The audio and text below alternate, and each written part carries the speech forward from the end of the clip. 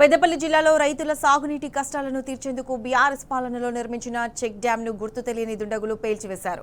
ఇసుక మాఫియాకు సంబంధించిన వ్యక్తులే పేల్చివేశారంటూ స్థానికులు ఆరోపిస్తున్నారు. పేల్చిన చెక్ డ్యాంను పెద్దపల్లి మాజీ ఎమ్మెల్యే దాసరి మనోహర్ రెడ్డి పరిశీలించారు. చెక్ డ్యాంను పేల్చిన వ్యక్తులను కఠినంగా శిక్షించాలని డిమాండ్ చేశారు. రైతులకు ఇబ్బంది కలగకుండా ప్రభుత్వం వెంటనే చెక్ డ్యాం నిర్మించాలని కోరారు. ఈ చెక్ డ్యాంను పరిశీలించేందుకు రైతులు, బీఆర్ఎస్ కార్యకర్తలు భారీ సంఖ్యలో చేరుకున్నారు. తెలంగాణ తొలి ముఖ్యమంత్రి గౌరవనీయులు కేసీఆర్ గారి నాయకత్వంలో బీఆర్ఎస్ పార్టీ ప్రభుత్వం భూగర్భ జలాలు పెంచాలన్న ఆలోచనతో మానేరు నదిపై దాదాపు 23 చెక్ డ్యాం నిర్మాణం చేయడం జరిగింది. ఇక్కడ గుంపుల మరియు చెమ్ములపల్లె గ్రామాల మధ్యలో చెక్ డ్యాం నిర్మాణం చేయటం మూలాన ఈ చుట్టుపక్కల గ్రామాలందరి ప్రజలకు కూడా సాగునీటికి ఎటువంటి కొరత లేకుండా రైతులందరూ కూడా.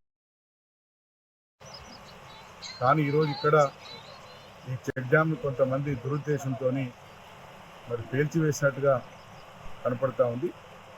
ఇది పూర్తిగా ఇసుక మాఫియాకు సంబంధించినటువంటి వ్యక్తులే ఇటువంటి దుర్మార్గమైన పని చేసినట్టుగా కనపడతా ఉంది.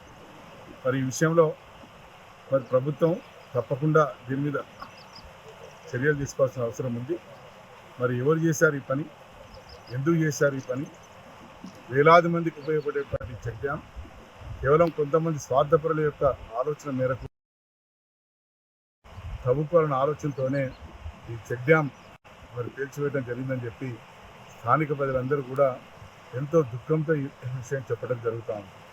మరి ఇప్పటికైనా ఈ ప్రభుత్వం తప్పకుండా ఇటువంటి దుర్మార్గమైన పని చేసిన వారెవరో తప్పకుండా వారిని పట్టుకొని తగిన శిక్ష వేయాలి.